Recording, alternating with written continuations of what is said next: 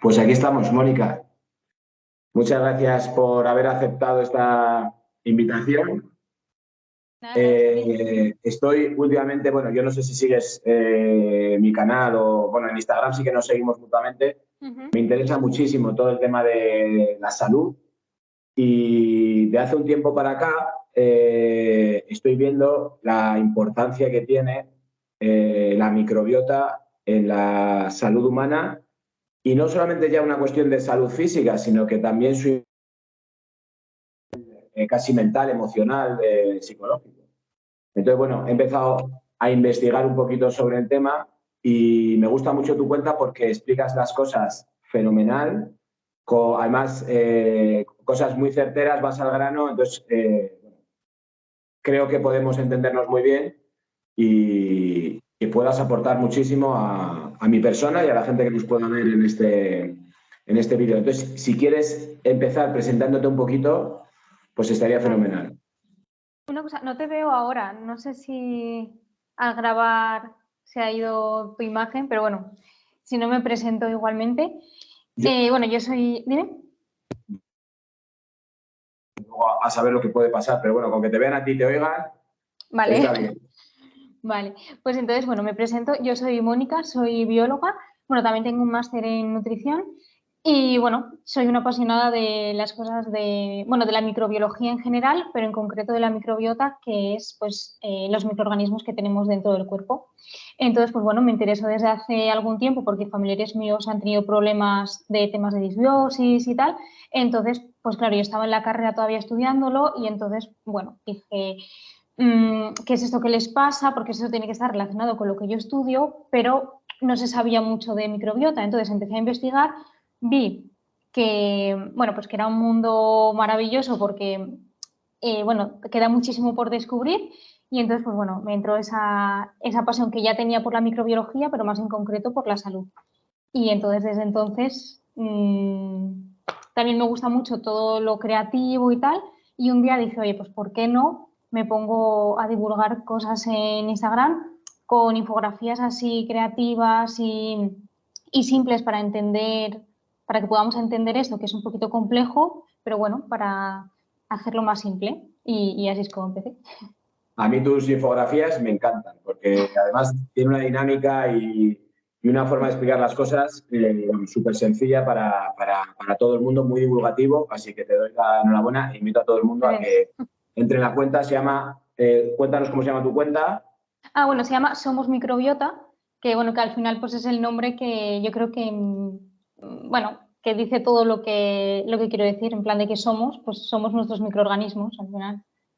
Es una cuestión curiosa porque no hace mucho descubrí que tenemos, y esto, corrígeme si me equivoco, más microorganismos dentro que células en el cuerpo. Sí. Y entonces yo me empecé a plantear, de esto que me doy cuentas a todo, ¿quién sirve a quién? Digo, a ver si es que estamos nosotros sirviéndoles a ellos. Entonces me llamó muchísimo la atención, cómo puede ser que portemos más microorganismos que células tenemos en el cuerpo. Pero eso es verdad, ¿no? Es así, ¿verdad? Sí, sí, es verdad. O sea, a lo mejor voy a decir una cosa que a lo mejor no es técnicamente así, pero una célula humana a lo mejor son 10 bacterias. Entonces, al final, por proporción, hay muchas más. Y eso que dices de que al final nosotros somos un medio también donde ellas viven, yo también lo pienso, porque al final las bacterias llevan desde... Bueno, yo siempre pongo un ejemplo que lo he sacado de un libro, no me lo he inventado yo, que es que si la historia de la Tierra la ponemos como si fuese durante un año, para no hablar de millones de años que al final nos perdemos, si la historia de la Tierra fuese un año, las bacterias empezarían a surgir en marzo y nosotros solo estaríamos media hora, o sea, el 31 de diciembre a las 11:30. Entonces, ellas, con todo su metabolismo tal, están adaptadas a cualquier tipo de, bueno, de hábitat y es que encima lo mejoran para hacer que vengan otras y estén. Y al final nosotros también es que somos un medio más, es que somos un hábitat más que tienen las bacterias, que al final nos ayudan a nosotros a, bueno, pues a estar vivos, a desarrollar, pero también un poco en su propio beneficio porque les interesa, digamos, que nosotros estemos sanos para que ellas puedan vivir. A ver, no es así tal cual, que no tienen una intención consciente, ¿no? Pero al final nosotros somos otro hábitat que ellas mejoran para que puedan vivir. Oye, a lo mejor sí que lo tienen, ¿eh? Yo es que ya te digo Bueno, a lo mejor sí. que me llamó muchísimo la atención. Otra anécdota más que también leí o en no recuerdo dónde, y es que creo que es la bacteria de la toxoplasmosis, puede ser que es la que invade a los gatos, puede ser esa. Sí.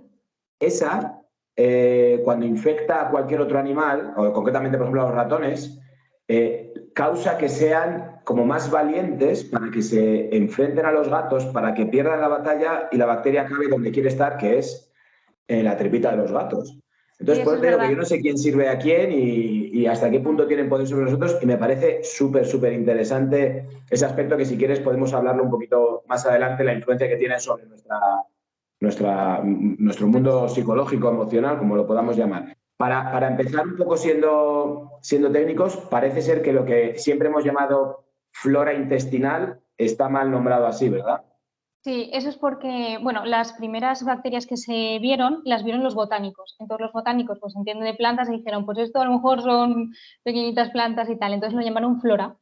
Y es lo que nosotros ya hemos seguido y es el nombre común que muchas veces se dice, ¿no? La flora intestinal. Muchas marcas incluso utilizan el término flora para referirse a las bacterias, pero bueno, al final las bacterias no son ni flora ni fauna, porque luego a veces también otra gente dice, no, pues no son flora, son más fauna. No, o sea, no tiene nada que ver. Si nos remontamos como al principio de los tiempos, habría una célula que sería procariota, que esa desencadenaría, se dividiría en dos y daría las bacterias y las arqueas. Y luego serían las eucariotas, que son las células humanas, que son más grandes, tienen orgánulos y de hecho se cree que las eucariotas, bueno, hay una teoría que es la teoría endosimbiótica, que es muy interesante, que es estas células absorbieron otras células procariotas, es decir, unas bacterias, las unieron y así es como tenemos nuestras células. Y esas bacterias que digamos que están dentro de las células eucariotas son las mitocondrias y los cloroplastos en el caso de las plantas. Las plantas. Bueno, de los organismos fotosintéticos, para ser más exactos. Y de hecho las mitocondrias tienen su propio ARN y solo se transmite por vía materna. O sea, yo tengo las de mi madre, las de mi abuela materna, las de mi bisabuela materna y ya está, no se transmiten. O sea, de hecho, es una de las cosas que se utiliza como para medir la línea del tiempo, porque como solo se transmite por materna, no hay mezcla, pues se puede seguir y así es como se puede mirar el reloj biológico. Sí, yo creo que fue la semana pasada que estaba viendo un vídeo sobre el cáncer y venía a decir lo que acabas de explicar tú y que cuando las mitocondrias empiezan a funcionar mal y esa producción de energía que tenemos en las células normalmente pasa de ser a través de las mitocondrias pasa a ser fermentativo, ese es el origen del problema del cáncer. Una de las visiones de cómo puede ser. Y al final te das cuenta de que estamos hechos de bacterias, ¿no? Porque al final, ya no solamente en nuestro intestino, sino que nuestras células también, yendo hacia atrás, entonces, bueno, estamos marcados y determinados por estos bichitos tan fuertes que seguramente al tener tantos años es que se han sabido adaptar de una manera fantástica. ¿Cuál es una vez que se forma el embrión en el cuerpo de la madre, en qué momento? Porque yo he oído, por ejemplo, que a través del parto vaginal es el primer contacto que tiene el niño o que es importante el parto vaginal, entre otras cosas, porque es cuando se empieza a cargar sus intestinos de bacterias. Y entonces, ¿qué pasaría con las cesáreas? ¿Cuál es el contacto, cuál es el principio de esta invasión positiva de estos bichitos en nuestro cuerpo? Vale, pues aquí hay un poco de discusión, ¿no? Porque hay gente que dice que es en el momento del parto solo, que de hecho yo en una publicación lo tengo como que es en el momento del parto, pero luego siempre salen más estudios que dicen que no, que al final en el útero pues no es un sitio estéril, sino que ya el embrión empieza a coger, o el feto empieza a coger bacterias allí. Entonces, pues bueno, como es una cosa muy difícil de estudiar porque no podemos abrir cuando se está generando y mirar a ver si tiene o no, porque ya lo estaríamos contaminando, es como muy difícil. Entonces, pues bueno, hay teorías que sí que dicen que es en el útero, en el momento del desarrollo, y otros dicen que no, que es en el momento del parto. Sea como sea, el parto es muy importante, ya venga de antes o venga después, porque al final, bueno, el canal del parto es donde pues el niño va, bueno, pues a impregnarse de todas las bacterias de la madre. Entonces es muy importante que el parto sea vaginal si se puede, claro, porque luego aquí estamos hablando de temas de, pues, de salud y de riesgo. Sí, y entonces, bueno, en el canal del parto, en la vagina de la madre, las bacterias que hay más son los lactobacillus, que son unas células perdón, unas bacterias protectoras que van a proteger al niño pues, en los primeros años de vida. Entonces es muy importante que pase por ahí. Si es una cesárea, al final el niño, la primera entre comillas, el contacto que va a tener con el mundo va a ser pues la microbiota del hospital directamente, del médico que le atienda, de la piel de la madre, de la sala, bueno, de todo lo que haya. Entonces, al final, no va a tener esa capa de protección del lactobacillus que es tan importante en los primeros días de vida y en los primeros años de desarrollo del niño. Sé que se hace en algunos hospitales que tienen más conciencia sobre esto, si tiene que ser el parto por cesárea sí o sí, ahí se puede impregnar con gasas estériles de la vagina de la madre y pasárselas al niño. Hay otros hospitales que a lo mejor pues no lo ven necesario porque, bueno, pues al final, bueno, pues es un mundo también lo del tema de los hospitales y los partos, entonces, pues a lo mejor no quieren o no lo ven necesario y entonces, pues nada. Pero sí que es muy importante. Y a través de la leche materna, porque yo pensé, digo, a lo mejor se compensa una cosa con la leche materna, pero ¿Se te ha ido un poco el audio? No sé, ¿me oyes ahora bien? Digo que además puede haber casos de niños por cesárea que además no tomen leche materna, ¿no? Entonces ahí ya... A ver, es durante el desarrollo de la microbiota, que son como los 3 primeros años de vida, que son súper fundamentales para el desarrollo de la microbiota de los niños, hay como muchos factores determinantes, ¿no? Uno es el parto, otro es la leche materna, otro es el contacto que tenga con la naturaleza, con animales, que estén, pues eso, en la calle, que no esté todo el día en casa en un ambiente estéril. Son como cosas muy importantes. El primero, pues eso, bueno, el primero en teoría, siendo más específico, sería la microbiota de la madre. Porque al final, si va a tener un parto vaginal, pero la madre pues, sufre una disbiosis, ha tomado antibióticos, tal, pues entonces a lo mejor tampoco aporta mucho. Claro, tampoco es tan milagrosa esa microbiota, ¿no? Pero bueno, lo importante sería primero la microbiota de la madre. Sería como así el primer factor. Luego que sea un parto vaginal. Si no se puede, bueno, pues por cesárea. Al final tiene que ir primero pues, la salud, claro. La seguridad luego, de la salud. Claro, luego sería importante, pues eso también, la forma en la que se alimenta el niño los primeros años. Vamos, lo mejor de todo es la leche materna. No hay sustitución para, vamos, en mi opinión. Sí que hay leches de fórmula que pueden ser muy buenas, pero al final la leche materna es lo que tiene que ser. Pero bueno, aquí también hablamos pues eso de riesgo porque puede haber problemas, tal, bueno. Pero si se puede, mejor la leche materna. ¿Que no se puede y además ha sido por cesárea? Pues bueno, aquí ya juntamos dos cosas un poco más complicadas, pero bueno, se puede a lo mejor compensar, entre comillas, un poco con que el niño, pues hay probióticos para bebés, se puede dar, o que esté en contacto con la naturaleza, que haya animales por casa, dejarle que vaya al parque, pues un poco por compensar, que gane diversidad de su microbiota pues en otros aspectos. Pero... has dicho que los 3 primeros años, es decir, que eso de alguna manera marca toda la trayectoria de la vida en relación a la microbiota. Un poco sí. O sea, antes de los 3 primeros años de vida, la microbiota es muy inestable. Entonces, es como que todavía no tienes como tu huella microbiana, por así decirlo, ¿no? O sea, tu carne de identidad de microbiota. A partir de los 3 años, a ver, no es exacto, no cumples 3 años y ya está, pero más o menos, ya tienes una microbiota más estable y más resiliente. Es decir, que si tú tienes una infección o tomas antibióticos, la puedes recuperar rápido y volverá como a tu estado.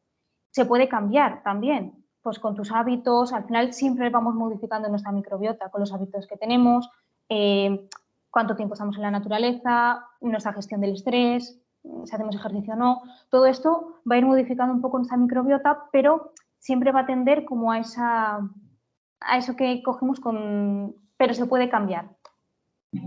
O sea, es como que a los 3 años se pone más estable y luego ya durante tu vida tienes que hacer como más esfuerzo para cambiarla. Pero vamos, me refiero que estando, por ejemplo, en la casa de tus padres, que me imagino que la alimentación determina mucho la microbiota, hasta que te emancipas y a lo mejor cambias de dieta o lo que sea, lo que tú consigas hasta los 3 años queda de alguna manera marcando tu vida. Y hablas varias veces de lo que es el contacto con la naturaleza, con los animales, en el parque, etc. Solemos, o algunas personas suelen asociar eso a suciedad o algo negativo, ¿no? Porque es verdad que también, yo por ejemplo en el colegio con los niños les explico que hay que lavarse las manos y demás antes de comer porque hay bichitos malos, etc. ¿Esto cómo se enfoca? Es decir, porque claro, tú cuando estás en contacto con animales que han estado, por ejemplo, a saber haciendo qué, o estás en el parque, o esa suciedad de la que se habla, ¿es un mito o tiene parte de verdad o cómo funciona? ¿Qué es lo que hay que hacer? Claro. ¿Nos lavamos las manos? ¿No nos las lavamos? Ya. A ver, en esto es como que nada es ni blanco ni negro, ¿no? O sea, no hay que, a lo mejor, dejar a los niños que coman tierra, que se rebocen y tal. Es como pues un poco de cada. Si tienen que lavar las manos antes de comer, eso por supuesto, pero hay que dejarles que jueguen, que se manchen un poco, porque al final lo que están haciendo es entrenar a su sistema inmunitario, para que sepan cuáles son pues, los microorganismos malos y cuáles son los que no. Si nunca se enfrentan o nunca están expuestos a esta suciedad, su sistema al final nunca va a saber de quién se tiene que defender. Entonces es un poco que aprendan, ¿no? Por ejemplo, hay una teoría, la teoría es de... Ay, ahora no me acuerdo del nombre. Bueno, de la higiene, la teoría de la higiene, que dice eso, que niños que a lo mejor han estado en ambientes súper esterilizados, súper limpios, pues su sistema inmune nunca ha podido defenderse, nunca ha podido ponerse a prueba. Entonces, pues claro, luego pues, salen pues, problemas de autoinmunidad o cositas así. Entonces, es como la virtud está en el medio, ¿no? Digamos, que vayan al parque, que se manchen, tal, para que su sistema inmune pues, vaya entrenándose, pero luego antes de comer, pues lavarse las manos o no coger y un perro a lo mejor que no sabemos de dónde viene, que puede tener algo, pues mejor que no. Pero mascotas en casa que sabemos que están sanas, pues perfecto, que jueguen con ellas, que estén en contacto con animales que sabemos que están bien y es un poquito en medio. De acuerdo. Entonces, hemos estado... Comillas, Ahí se te ha ido otra vez. Yo no sé, ¿ahora me oyes? Sí, sí. Que digo que hemos establecido un poco de dónde sacamos la microbiota, cómo podemos, cuando somos pequeños, el entrar bien en el mundo de la microbiota. Y ahora, para las personas que jamás han oído hablar de la importancia que tiene la microbiota, si nos pudieras explicar las funciones que cumple en el cuerpo humano tener la microbiota, y luego ya veremos, si quieres, hablamos de cómo podemos mejorarla o fortalecerla. Entonces, ¿para qué? ¿Qué hacen ahí esos bichitos? Que sea positivo para nosotros. Vale, pues bueno, las bacterias, bueno, y el resto de microorganismos, que no solo son bacterias, lo que hacen principalmente es protegernos de otras que son patógenas. Es decir, si nosotros tenemos las que nos benefician, no van a dejar espacio a las bacterias patógenas que producen enfermedades. Eso es una función. Otra función es que nos van a ayudar a digerir alimentos. Por ejemplo, nosotros hay algunos hidratos que no podemos digerir y entonces van a ser ellas las que los digieran con sus enzimas y nos van a aportar pues, esos beneficios que nosotros por sí solos no podríamos. Sí. Perdona, protegernos de las bacterias que hay en la comida, lo que ingerimos por la boca, ¿a eso te refieres? Sí, o bueno, por el aire, por donde sea, pero sí. Pero lo que pasa por nuestro tracto digestivo. Sí, eso es. Y bueno, a ver, hablamos de microbiota intestinal, pero en verdad hay microbiota en todo el cuerpo. Entonces, en la piel, por ejemplo, también nos pueden proteger pues, de infecciones cutáneas, por ejemplo. Si ya tenemos nuestra microbiota en la piel y está bien, pues no va a dejar espacio ni nicho para que se pongan las que están mal. Pero bueno, de intestinal igualmente. Vale, entonces, para eso, como primer punto, para protegernos. Después estabas comentando que nos ayudan en la digestión porque hay nutrientes que no podríamos digerir por nuestra cuenta. Eso es. Luego también sintetizan algunas vitaminas y aminoácidos también. Entonces nos dan como un plus, porque nosotros por sí solos a lo mejor pues no podríamos sacarle todo el beneficio a todo lo que comemos. Entonces nos ayudan a todo eso. Y luego también no solo nos protegen estando ahí, sino también, por ejemplo, produciendo la mucosa intestinal, que la mucosa intestinal nos ayuda a, bueno, pues es una barrera que hace que no pasen algunas sustancias. Entonces, pues bueno, pues porque al final en el intestino es un tubo hueco que pasa los alimentos y al final tienen que pasar algunos para formar parte de nosotros, tienen que atravesar esa barrera. Entonces esa barrera tiene que estar protegida con, pues eso, con su mucosa, con sus células y bueno, las bacterias, por ejemplo, también producen ácidos grasos de cadena corta, que nosotros no los podríamos producir, los producen ellas y lo que hacen también es dar como una fuente de energía a nuestras células del intestino, que nosotros no por sí solos no podríamos. Y bueno, luego también están conectadas todo su metabolito, todo lo que hacen, bueno, pues produce citoquinas, que está relacionado con el sistema inmune, que es cuando avisan, las citoquinas, digamos que mandan señales proinflamatorias. Entonces avisan cuando hay un problema y, bueno, luego también producen algunos precursores de neurotransmisores, que es lo que hablábamos, de que se comunican con el cerebro y entonces, pues bueno, la serotonina está muy relacionada con el intestino, con la microbiota. Bueno, pues todo así un poquito. Se podría decir que en la microbiota hay 4 grupos funcionales, por simplificar así también con las funciones, que es el grupo funcional que es protector, que nos protege, otro que es inmunoregulador, que está relacionado con el sistema inmune, que es un poquito pues eso, lo que avisa cuando hay algún problema. Luego está el muconutritivo, que es lo que ayuda a la integridad del intestino fisiológicamente, por así decirlo. Y luego hay otra que es lo tengo por aquí apuntado, la neuroactiva, que es la que se relaciona directamente con el sistema nervioso, por decirlo, no sé si me he dejado algo, pero son muchas funciones. Lo que estás hablando de la mucosa, eso es para evitar, entre otras cosas, por ejemplo, el tema de la permeabilidad intestinal. Sí, correcto.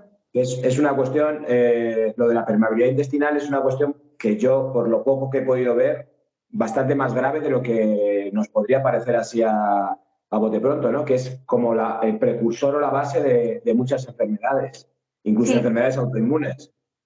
Claro, tú imagínate que, o sea, nuestro sistema digestivo, todo lo que pasa se considera que es externo, o sea, que es el exterior, porque al final es un tubo hueco y ya está, no está dentro de nuestro cuerpo. Entonces, si no está dentro de nuestro cuerpo la comida que ingerimos, solo dejamos pasar algo que atraviese, es porque no todo debe pasar a nuestro interior. Entonces, si ese sistema, que es la permeabilidad, que es selectiva, deja de funcionar, es como si le hubiésemos metido agujeros directamente en el intestino, al final pasa todo a nuestro cuerpo.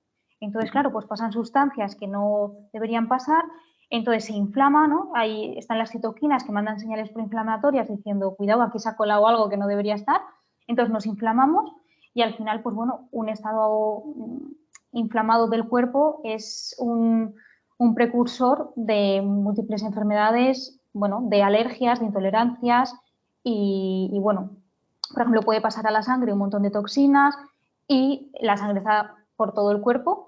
Entonces, al final, no somos departamentos aislados, que si hay un problema en el intestino, se queda en el intestino, sino que pasa a todos los órganos. Entonces, al final, si se cuela por ahí todo, pues va a todos lados. Vale. Y dentro de esa microbiota que tenemos, hay una especie de batalla, ¿no? Es decir, que van regulándose, autorregulándose entre ellos y hay como, nuevamente corrígeme si me equivoco, bacterias que nos son favorables y otras que no lo son tanto o que incluso nos son perjudiciales, ¿no? Sí, eso es. Por ejemplo, está E. coli, que siempre, bueno, que es una bacteria que se relaciona muchas veces con enfermedades, pero bueno, tiene su papel también en nuestra microbiota porque lo que hace es como pues eso, entrenarnos, ¿no? Siempre pues hay bacterias buenas, hay bacterias malas, las malas están para entrenar a las buenas, pero nunca se puede perder ese equilibrio. Siempre tiene que haber muchas más bacterias buenas de las malas, por así decirlo. De todas formas, también algunas que se consideran malas son, por ejemplo, las bacterias proteolíticas, que son las que digieren la proteína, que las necesitamos, pero tienen que estar siempre como bajo... Mínimos. Es decir, que sí, es más una cuestión de cantidad que de tipos, ¿no? Es decir, que todos podrían favorecernos, pero que tienen que ser colonias más pequeñas, unas más grandes, y así les controlan unos a otros. Sí, siempre tiene que haber como buenos y malos, pero las cantidades son importantes. Y los malos no son tan malos, como yo pensaba, por ejemplo, el E. coli, que todo el mundo ahora cuando lo pilla van a por él porque parece ser que causa muchas cosas, es porque hay más de lo que debería de haber, pero que también tiene su función. Eso es. A ver, luego hay otras bacterias que son malas y no tienen nada que ver, que son a lo mejor pues, de algunas enfermedades que se pueden coger. Que ahora mismo no te sé decir así alguna, porque como tengo en la cabeza todas las que son buenas, de las malas casi que me olvido. Pero bueno, hay muchas bacterias que producen enfermedades muy malas y es así que hay que eliminarlas de raíz porque no deberían estar en nuestra microbiota, pues las hemos cogido pues, por una infección. Pero bueno, las que están naturalmente en nuestra microbiota, pues bueno, tienen que estar, pero en cantidades, que el equilibrio no se pierda, que haya más buenas. O sea, aquí lo importante es el equilibrio entre... Sí, entre los grupos funcionales. Entonces, en el caso particular individual de cada uno, la huella que decías tú, ¿puede ser que en el caso de cada uno ese equilibrio o esas cantidades sea diferente? Sí. O sea, cambian mucho. De hecho, por eso es tan difícil como coger y decir, pues mira, esta es la microbiota sana, ¿no? Y decir, pues necesitas tanto de esto, es imposible porque cada uno tenemos una microbiota diferente y luego con nuestro estilo de vida la vamos modificando, incluso durante nuestro día. Entonces, se cambian poquitas cosas, ¿no? Pero cambia, entonces es muy complicado y sobre todo lo que sí se sabe es que compartimos microbiota pues, con la gente con la que convivimos o con, por ejemplo, por diferentes países o diferentes regiones también cambia la microbiota. Es que varía mucho. Entonces, ¿Y eso es por el contacto con esas personas o tiene mucho que ver con la alimentación? Porque yo ahí me pierdo mucho. Es decir, también. La microbiota que tiene uno depende del medio, del entorno físico o depende principalmente de lo que uno ingiera. Ambas. O sea, porque la microbiota no solo está en el intestino, sino también la tenemos sobre la piel. Y luego también, bueno, leí un libro que decía como que incluso tenemos microbiotas, o sea, las bacterias también nos rodean incluso por el aire, o sea, como si fuese una especie de aura. Porque al final las bacterias están en todos lados, o sea, están en el aire, están en todos sitios. Entonces influye también lo que comemos, pero también influye dónde estamos. Por ejemplo, por eso es tan importante estar en contacto con la naturaleza, porque hay muchísima diversidad microbiana, entonces, pues bueno, al final pues es una forma de añadirle biodiversidad a tu microbiota, pero estamos como en una nube rodeado de bacterias. Cambian las que tenemos en el intestino con las que tenemos en la piel o con las que pueden estar en el aire, porque al final las bacterias tienen sus requerimientos también. Entonces no será lo mismo, pero influye todo. Lo que comemos, dónde estamos y con quién. Dentro del cuerpo humano, porque me imagino que cada animal tendrá las bacterias más importantes o las que deberían de prevalecer sobre otras, esas que a veces nos venden en los yogures o en los bebibles y demás. ¿Eso es así? Es decir, ¿hay una serie de bacterias que nos son más favorables a todos por igual? Y con esto podríamos, por ejemplo, decir, bueno, cada X tiempo me voy a suplementar con probióticos porque sí. Entonces, ahí tengo yo un poco de confusión porque si bien la huella de cada uno es distinta, puede ser que haya una serie de bacterias que sean buenas para todos y que nunca nos sobren. A ver, sí, los lactobacillus, por general, suelen ser muy beneficiosas para todos. Lo único que esto es un poco complicado, ¿no? Porque, por ejemplo, el lactobacillus es así de forma general, pero es que luego las bacterias tienen nombre y 2 apellidos. Y no es lo mismo una que tenga el mismo nombre y primer apellido y solo cambie en el segundo, cambia completamente su función con otra. Entonces, de forma así general, lactobacillus y bifidobacterias son las más beneficiosas, pero Que es luego la en concreto, la que nos venden en los bebibles y en todo sí, esto. además es que a la hora de estudiarlas y de poderlas encapsular o meter en alimentos son muy fáciles. Entonces, es también que son buenas y que son muy fáciles también de trabajar con ellas, que eso también es otra cosa a tener en cuenta. Porque, por ejemplo, hay una bacteria que es muy buena, que es Akkermansia, que bueno, ya, si no, luego te paso información sobre ella, que también es muy buena, pero no se puede aislar o todavía no se ha conseguido aislar. Entonces, pues bueno, pues la dejamos ahí. Entonces, los lactobacillus y bifidobacterias, que sí que son muy fáciles de aislar, de trabajar con ellas y son beneficiosos en general para todo el mundo, pues entonces es donde se meten en probióticos, en alimentos, en todos sitios. Lo único que luego depende qué tipo de lactobacillus estemos usando, puede servir para unas cosas o para otras. Entonces, por ejemplo, está Lactobacillus plantarum, que sirve para una cosa, Lactobacillus, pues no sé, ahora no se me ocurre ningún nombre, tal que vale para otra, y entonces ahí está el trabajo de los probióticos, que es estudiar concretamente esa cepa y para qué sirve. Entonces, Pero entonces los probióticos casi tendrían que ir con bajo prescripción de alguien que haya estudiado tu flora. O sea, es decir, comprar sí, probióticos en general. O sea, yo ahora mismo, como decir, me voy a empezar a suplementar porque estas son buenas, pero claro, puedo estar metiendo la pata. claro, sí, sí. De hecho, es que ahora mismo, como los probióticos están regulados por como si fuesen suplementos, los puedes comprar sin receta. Pero Sí. yo creo que habría que meter un poco de presión para decir que a lo mejor habría que ir con receta, porque, a ver, mal no van a hacer, a no ser que tengas algo muy grave y entonces, bueno, puede ser, pero normalmente mal no van a hacer. Lo que pasa es que a lo mejor estás perdiendo dinero comprándote un lactobacillus pensando que es para una cosa y es para otra. Entonces yo creo que sí que siempre tendrían que ir recomendados por un especialista que te diga lo que tienes que tomar. Porque hay probióticos para todo, para la salud, pues, para salud mental, para gestión del estrés, para infecciones, para tomártelo junto con antibióticos, para que no sea, bueno, pues el efecto tan grave. Hay para un montón de cosas. Entonces, es muy difícil Yo incluso para... Sí. no sé dónde, pues yo leo y tal, pero luego no me acuerdo nunca de las fuentes y eso es, tengo un problema de memoria importante. No sé si habría algún tipo de bacteria que me ayudase a Seguro. tener mejor memoria, pero lo hay.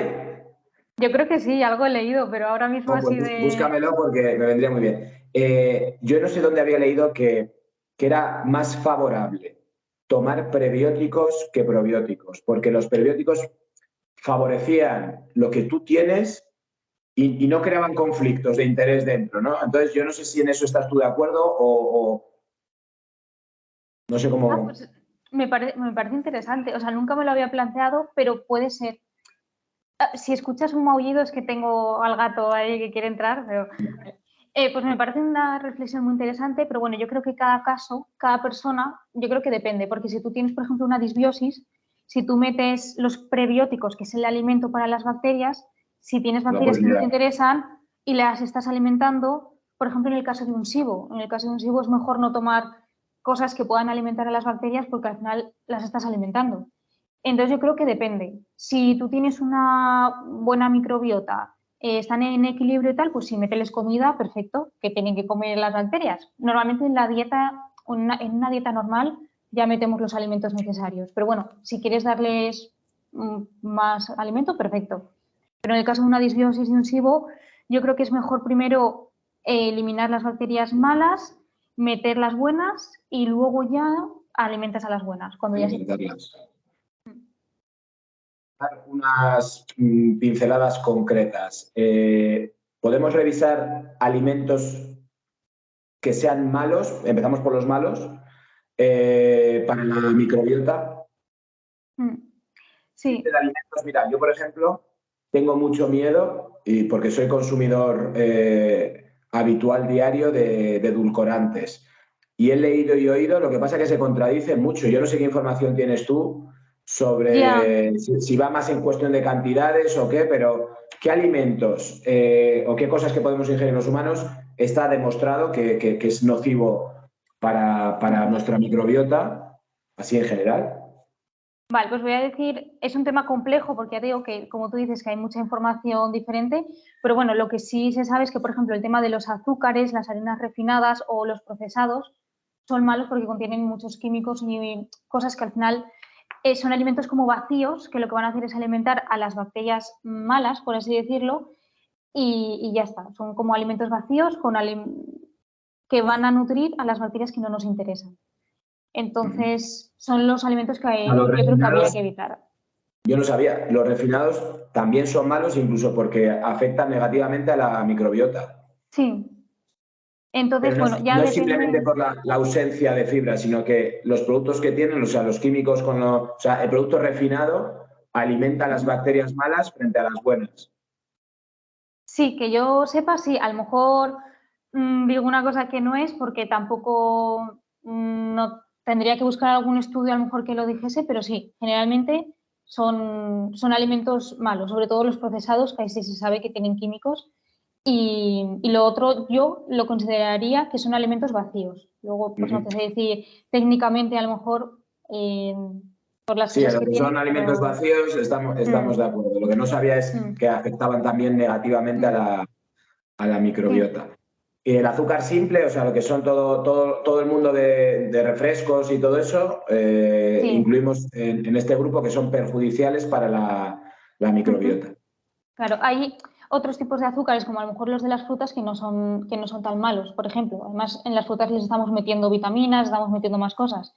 Entonces, no es demonizar ningún alimento, pero bueno, yo siempre priorizaría los alimentos pues, naturales y bueno, y siempre pues eso, priorizar los alimentos naturales y luego de vez en cuando, si alguien quiere comer algún procesado, pues bueno, a lo Sí. mejor por una vez a la semana no te va a destruir toda la microbiota, pero que no se transforme en algo continuo, porque entonces pues a lo mejor sí que afecta. Y del tema de los edulcorantes, ¿tienes opinión, o sea, tienes opinión Pues determinante o no tengo mucha información, la verdad, no lo sé. A ver, yo diría que a lo mejor si es mejor evitarlos, pues mejor evitarlos, pero que no creo, como hay tantos factores que afectan a la microbiota, no creo que eso sea algo súper determinante. De hecho, siempre nos centramos como mucho en la alimentación, que es lo que afecta a la microbiota, pero yo creo que afecta muchísimo más otras cosas. Entonces, como por ejemplo, pues eso, el ejercicio, la gestión del estrés, que el estrés es un factor crucial en la hiperpermeabilidad. Entonces, pues a lo mejor estamos evitando comer un montón de cosas que sabemos que son malas, pero luego vivimos estresados, pues como que hay Vale, más cosas. vamos a dejar este tema un poquito aparcado para más adelante y ahora dime qué cosas podemos comer, que está demostrado que si queremos tener una microbiota sana hay que comer de eso. Vale, pues así como un ejemplo clave sería el almidón resistente. A mí me gusta mucho como ejemplo, que es un prebiótico, que es que además nos va a ayudar a esa bacteria que te he comentado antes, que es la Akkermansia, que es muy buena, pero no la podemos aislar para tomárnosla en probióticos, pues lo que podemos hacer es tomar el almidón resistente, que lo que es, bueno, es el almidón, por ejemplo, de una patata, pero una vez cocinado lo enfriamos rápidamente. Entonces los gránulos se vuelven más resistentes y lo que va a hacer es que ese almidón pueda llegar al final del intestino, en el colon, donde están las bacterias, que sería, bueno, la bacteria Faecalium, bueno, un nombre un poco raro, pero una bacteria que hay ahí que va a utilizar ese almidón resistente para, bueno, para generar energía para las células del colon y hacer los ácidos grasos de cadena corta. Y también lo que va a hacer es, bueno, pues aumentar la actividad de Akkermansia, que lo que hace es utilizar esos productos, esos metabolitos, y va a generar más mucosa en el intestino. Entonces, por un lado tenemos una bacteria que ayuda a las células a que sean más fuertes, a que estén pues, más integradas, que no haya hiperpermeabilidad, y luego tenemos la Akkermansia que va a producir más muco. Entonces, lo que tenemos es, bueno, pues ellas dos con el almidón resistente hacen la barrera intestinal más fuerte. Entonces es un Yo, alimento que yo lo había ido con la patata, el arroz lo sí, puedes hacer igual, ¿verdad? sí, Cocinar el arroz arroz, también. dejarlo en Mm, el frigorífico y, por ejemplo, sí, comerlo al día siguiente. eso es. Y Y esas entonces son las así fuentes que tenemos, tenemos de almidón resistente. Básicamente, sí, también el boniato, todo lo que tenga almidón. Mm. pero cocinándolo y dejándolo enfriar un tiempo. Sí, unas 24 horas más o menos. Mm. De Y acuerdo. luego si se recalienta que no sea mucho, que no se Vale. recaliente mucho porque entonces al final, si no, volvemos otra vez a... Claro. Vale. ¿Qué más? Ese sería como un alimento.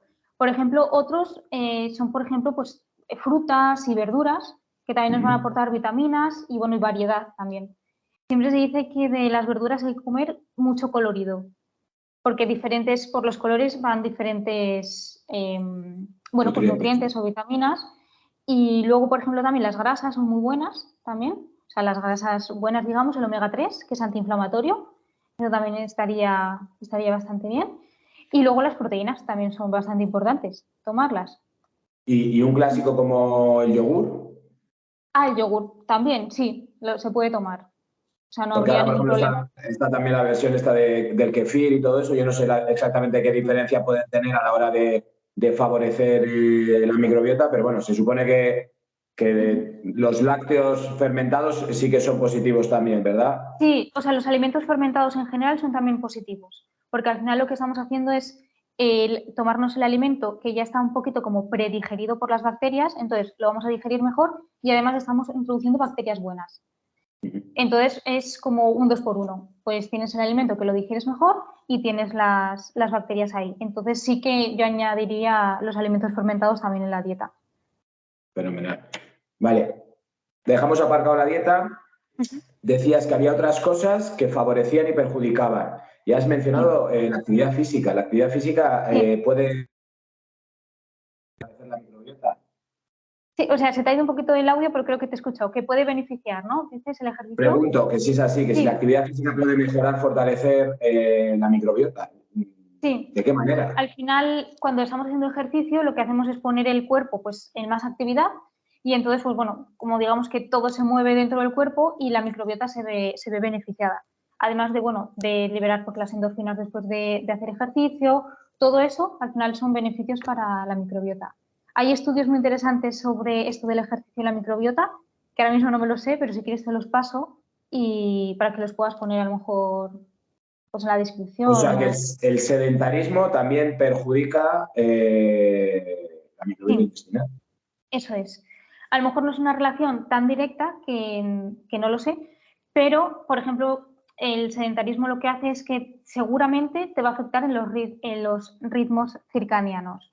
Entonces, al final, bueno, pues las bacterias también se sabe que se rigen por esos ritmos, por la luz solar. Algunas bacterias están más activas por la noche, otras por el día. Entonces, pues bueno, si están desubicadas porque no hemos hecho ejercicio en todo el día y nos vamos a dormir y a lo mejor no podemos dormir, es como una relación más indirecta, yo creo. Pero hay estudios que demuestran la relación directa con el ejercicio. Pero ahora mismo de memoria no te lo sabría No, decir. bueno, pero vamos, lo interesante es saber que una cosa favorece y que el Sí, sedentarismo, una de las cosas que hace también es perjudicar. El alcohol y el tabaco afectan también, entiendo sí, que de manera radical, ¿no? sí, sí, son muy Y, nocivos. y en relación con otro tipo de hábitos, por ejemplo, has hablado de los ritmos circadianos, ¿tiene algo que ver las horas de sueño o el descanso con la Sí. microbiota? Sí, es precisamente también por eso, porque durante la noche hay unas bacterias que están más activas que otras y si no descansamos bien, pues al final no van a poder hacer pues, su papel, digamos, y luego la falta de descanso pues va a estar, se va a notar en otras cosas, como que a lo largo del día vamos a estar más estresados, no vamos a comer bien porque a lo mejor no hemos podido descansar, entonces también se sabe que afecta bastante en este tema. Eh, En relación con lo que estabas comentando antes del estrés, o sea, una Ujú. persona, por ejemplo, que se alimenta perfectamente, que hace ejercicio, pero que tiene una vida estresada, ¿eso cómo puede comunicarse con, o sea, en qué afecta Ujú.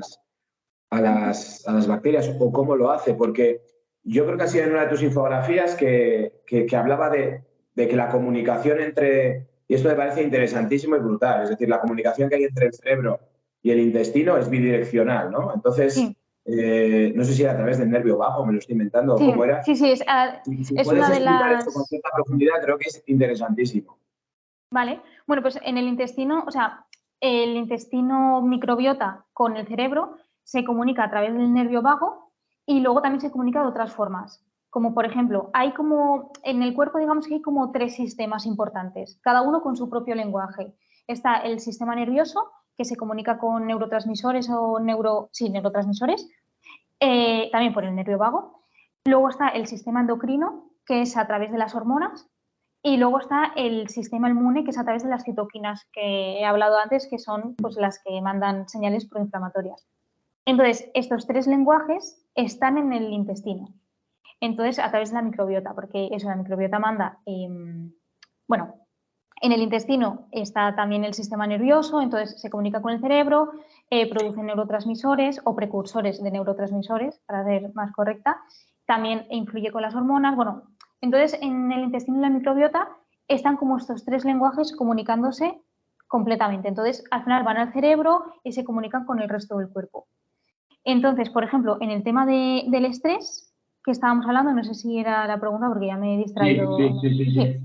Pues, por ejemplo, aquí al estar muy estresados, lo que pasa es que el cortisol lo que hace es, bueno, pues mandar todo el rato señales en el intestino y entonces van a debilitar esa barrera que tenemos. Entonces, al final, un cortisol mucho rato prolongado en el tiempo, bueno, pues lo que va a hacer es como agujerear el intestino directamente. No sé si era por ahí la pregunta porque me he empezado a distraer con... Sí, era porque me llama mucho la atención cómo no sé si llamarlo situación mental, vamos, el estrés que puede tener uno en determinadas circunstancias de su vida, de qué manera podía afectar al intestino. Pero vamos, si el cortisol, que es la hormona que generamos en situaciones de estrés, afecta negativamente a la microbiota, está claro. Y existe también una relación entre la estado emocional. ¿Cómo? Perdona, que se te ha ido. Que existe una relación entre la microbiota que uno tiene y su estado emocional. Sí, o sea, sí, eso de hecho tenía aquí apuntado como un ejemplo. Y una cosa, lo que me has dicho de antes, que me he acordado porque lo tengo aquí apuntado, que en el intestino también tenemos el sistema nervioso entérico, que son, pues, bueno, el sistema nervioso ahí en el intestino. Entonces, al final se comunica cuando tenemos estrés, que nos duele la tripa y tal. Y entonces, bueno, te lo muestro aquí, luego ya si quieres lo pones, pero tenía aquí unos apuntes que hay un ejemplo aquí del sistema nervioso entérico. Bueno, lo tengo ahí un poco, que justo estábamos hablando de esto y lo acabo de mirar. De hecho, yo no sé si me estoy equivocando si te digo que cuando el feto se forma, puede ser que el cerebro y el intestino partan de las mismas células, o me lo estoy inventando. Es que según lo has dicho, creo que en el desarrollo del feto, los intestinos y el cerebro creo que es un desarrollo muy paralelo, que incluso parten de las mismas células. Pero, porque claro, pues no también lo se sé dice ahora. que en el intestino también hay neuronas, o me lo estoy inventando. Sí, es esto lo que te estaba enseñando, como que, o sea, sí, que hay, no sé si se verá, bueno, luego a lo mejor, bueno, que si quiere la gente hacer pantallazo de mis apuntes, Sí. pero está, sí, o sea, hay nervios en el intestino, por eso se comunica y tenemos esa comunicación. Y luego Entonces, lo que decía... la pregunta era, ¿cómo puede la flora, perdóname, Nada, después de una hora casi hablando, cómo puede sí. la microbiota afectar todo estado emocional? ¿Es por la producción de esos Sí. neurotransmisores que decías? Eso es. O sea, y de hecho hay un estudio, lo tenía por aquí apuntado porque no me lo sé de memoria, que relacionaba, por ejemplo, la serotonina con las bacterias que lo producen. La serotonina es una hormona que está implicada, pues digamos que es como la hormona de la felicidad, ¿no? Por resumirlo. Y entonces hay precursores, o sea, hay bacterias que producen el precursor de la serotonina, que es en concreto el 5-HT, lo tengo aquí apuntado, que es el 5-hidroxitriptamina. Bueno, es un precursor de la serotonina. Entonces, estas dos bacterias, que son es que son nombres un poco complicados, Turicibacter y Clostridia, lo que hacen es eso, hacer este precursor. Entonces, hizo un estudio con ratones, a unos ratones se les quitaron estas bacterias. Entonces se vieron pues, que los ratones, bueno, no se puede medir la felicidad en los ratones, bueno, si quisiéramos a lo mejor sí, pero lo que se vio es que la serotonina descendía un montón si les quitábamos esas bacterias. Entonces ahí había una relación directa. Bacterias afectan al estado de ánimo. Y luego se hizo otro ejemplo con ratones que lo que hacían era suministrarles serotonina, ¿no? De forma exógena les damos serotonina. Y entonces lo que vieron es que las bacterias también aumentaban. Entonces es como que se relaciona.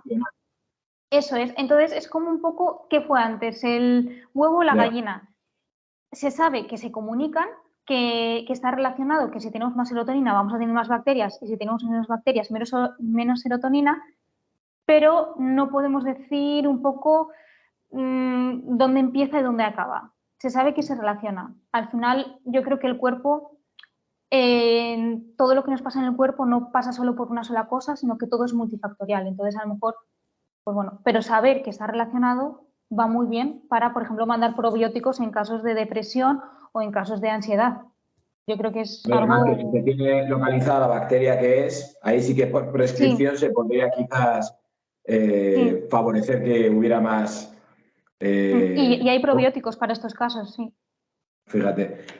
Lo que estabas comentando antes, al principio casi, que me pareció también muy interesante, de alguna manera la microbiota está constantemente entrenando nuestro sistema inmune, ¿no? Es decir, que Sí, una microbiota equilibrada está generando también un sistema inmune, no sé si llamarlo decente o fuerte o sano.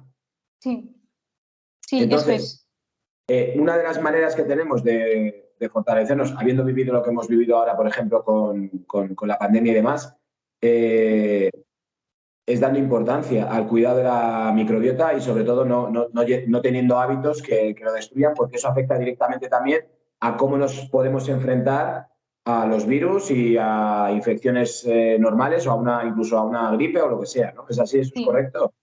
Sí, sí, es correcto. O sea, necesitamos una microbiota sana porque al final es donde se concentra, es que el intestino es el centro del cuerpo. Entonces es por donde más patógenos entran, es donde más se concentra nuestro sistema inmunitario.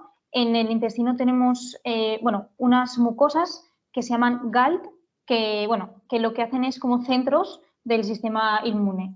Entonces, bueno, son muy importantes. Entonces están ahí, es el centro de mando del cuerpo. Entonces necesitamos una microbiota sana y fuerte para hacer frente a todo lo que viene. Y las personas que se ponen enfermas constantemente, por ejemplo, yo siempre me ha llamado la atención mucho que en mi casa, mi padre, por ejemplo, nunca se pone enfermo. Toquemos madera. Pero luego digo, joder, ¿cómo lo hace para no ponerse enfermo si está expuesto a todo? Y en cambio, por ejemplo, mi madre sí que se lo coge todo, tal. Es decir, que puede ser que eso que se ve, personas que fácilmente van de catarro en catarro, etcétera, que el problema venga en origen de una microbiota que no esté equilibrada o que no esté sana. Sí. A ver, yo siempre digo que eso, todo es multifactorial. Puede ser que sí, pero yo creo que sí que hay un peso muy fuerte en la microbiota en estos temas. Porque además lo hablaba con una amiga el otro día porque ella ha pillado el COVID creo que, no sé, 3 veces, se resfría, pilla todos los catarros y estoy hablando con ella para mandarle unos probióticos y tal, porque yo estoy en contacto con ella. Yo llevo años sin resfriarme y, y ella pues lo coge todo, entonces eso, le mandé probióticos, le estuve pues algunas otras cosas que también te puedes suplementar, como a lo mejor vitamina C o incluso tomar el sol, también es muy importante para la vitamina D, que ahora hay mucha deficiencia y es también muy importante para todo esto. Entonces, yo creo que sí, la microbiota tiene un peso muy importante en que algunas personas se resfríen más o pillen más infecciones que otras.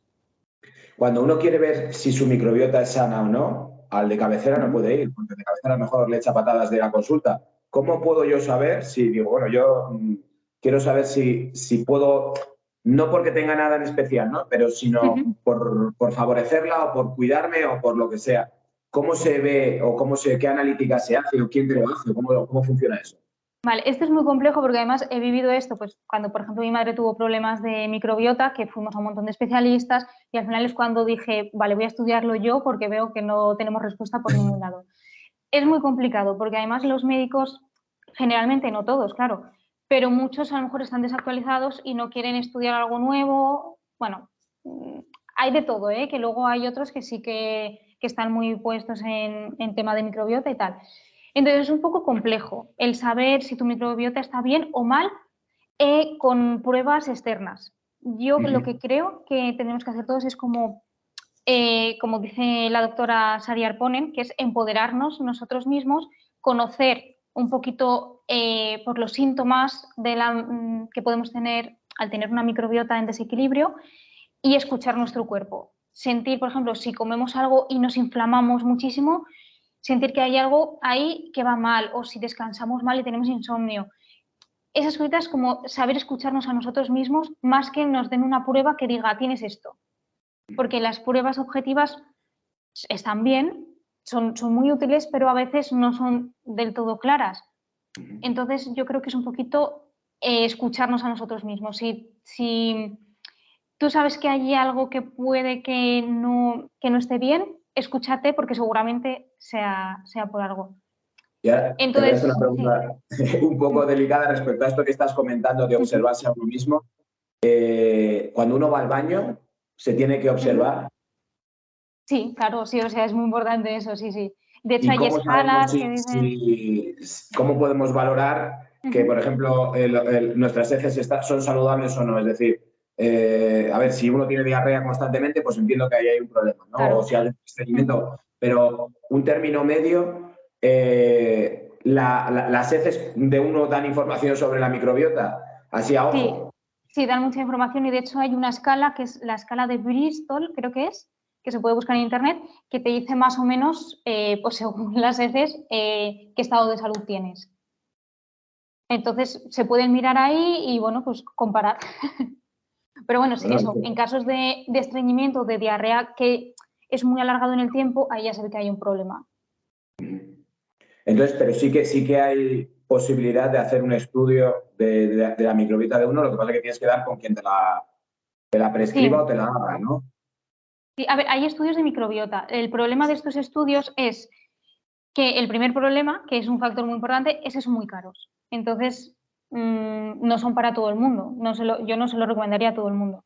Y luego también es que a lo mejor te miran la microbiota de un momento en concreto. Entonces, la microbiota, como hemos visto, pues tú tienes tu microbiota base, digamos, pero de esa base puedes cambiar mucho a lo largo del día, en los meses. Entonces, a lo mejor es como hacer una fotografía a algo en movimiento. Pues a lo mejor justo Ya. pillamos algo que decimos, uy, No es aquí hay un real. problema, pero a lo mejor luego durante el tiempo eso desaparece.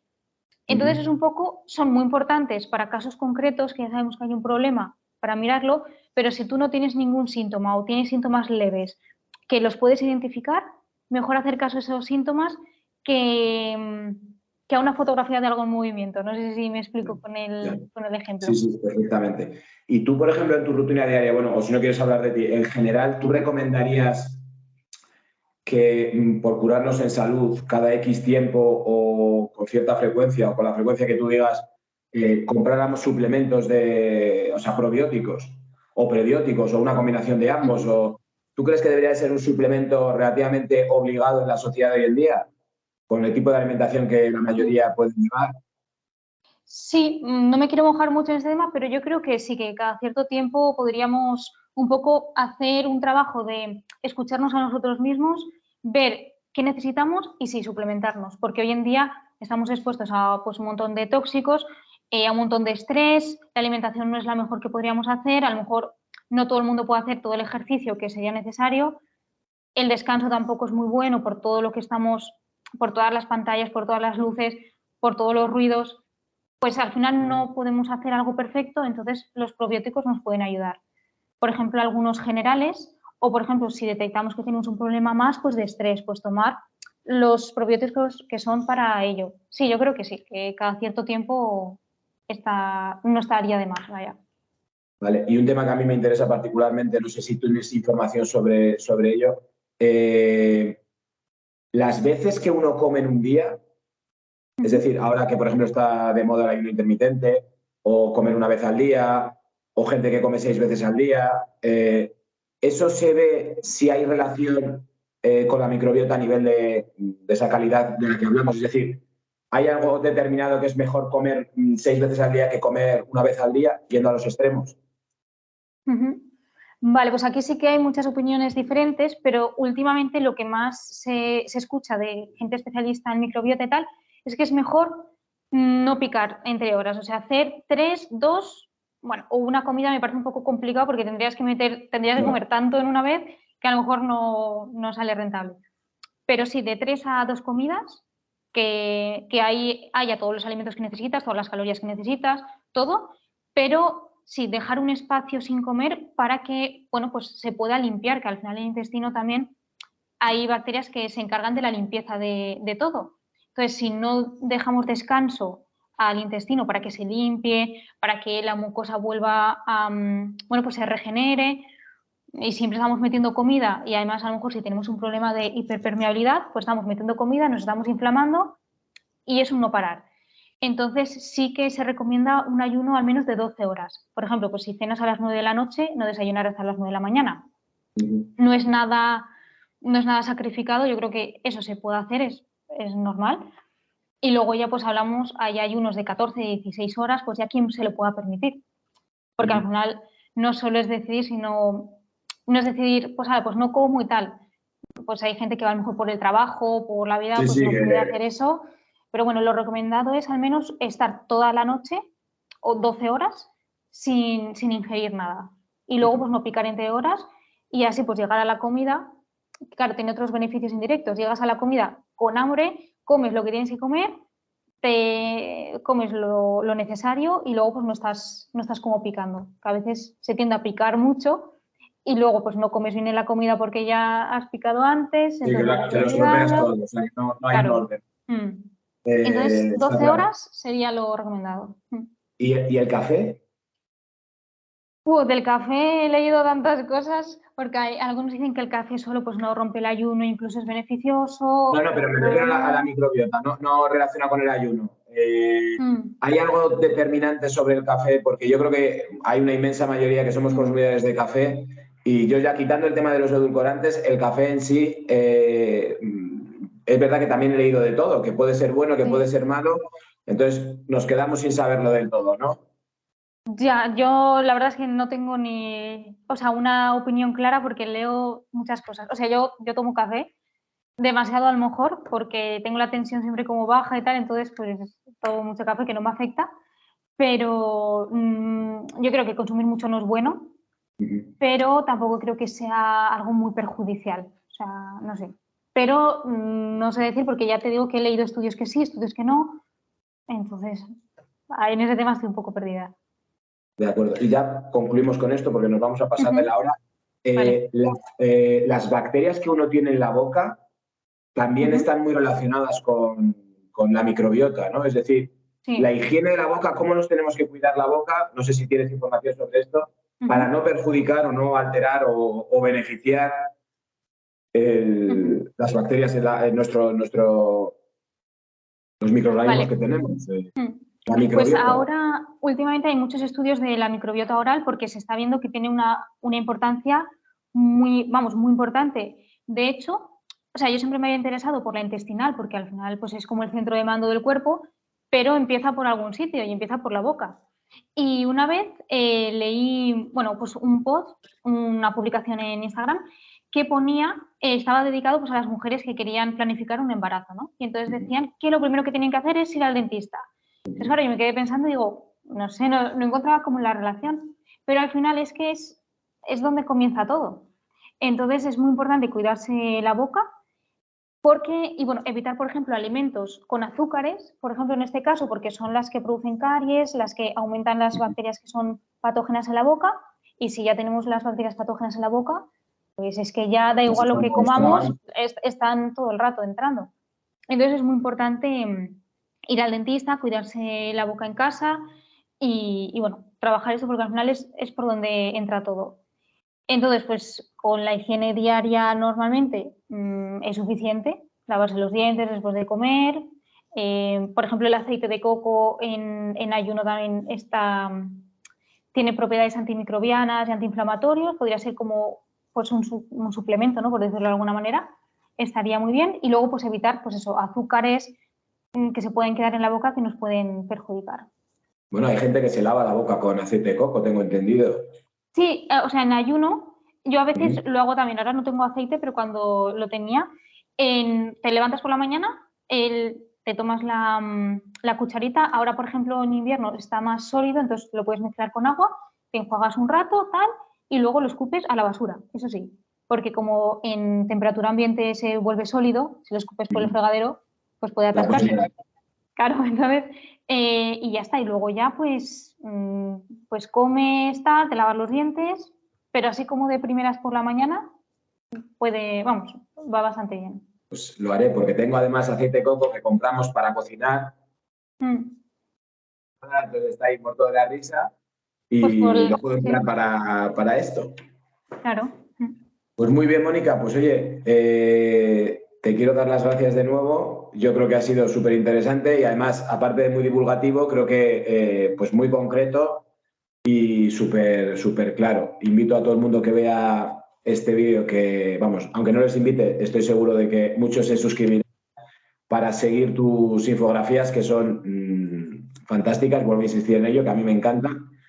Y agradecerte tu tiempo. Y no sé si quieres añadir alguna. Nada, pues darte a ti las gracias por haberme invitado. Es mi primera entrevista como tal, entonces espero haberme explicado bien, no haberme ido un poco por las ramas. Pero bueno, si en algún momento pues he metido la pata, he dicho algo que no era, pues bueno, pues ya lo corregiré luego en los comentarios cuando lo lea, porque al final tengo aquí mucha información y con los nervios y tal, pues a lo mejor he dicho alguna cosa, pero bueno, espero que se entienda que es mi primera entrevista. Yo lo que más me ha gustado siempre del trabajo que haces es lo claro que es. Y yo creo que esta entrevista lo ha demostrado. Es decir, que no nos vamos por las ramas ni utilizamos tampoco terminología muy técnica médica ni nada de eso, porque yo creo que ninguno somos médicos aquí y lo que nos interesa es tener cosas claras y eso ayudas mucho a ello. Así que de nuevo, Gracias. muchísimas gracias y invito a la gente a que te vean. En YouTube trabajas sí, poco, tengo ¿no? dos vídeos que hice hace como un año y ahí lo dejé, porque como lo hago todo con el móvil, pues editar los vídeos con el móvil, pues que, vamos, acababa... Puedes aprender de mí, grabarlos con el móvil y no editarlos. Ya, eso también porque... No, sí, pues porque quiero hacer cositas para YouTube, pero como me costaba tanto, dije, buah, pues... Porque los quería Es que así como lleva editar, muchísimo tiempo, ¿eh? Sí. O sea, si quieres editarlo y hacerlo bien y bonito como gusta ahora todo el mundo, Claro. pero al final la gente que está buscando información concreta, yo creo que Instagram está... Sí. Entonces, somos microbiota, ahí está, para ellos. Vale. Pues ¿Vale? muchas gracias. Gracias a ti.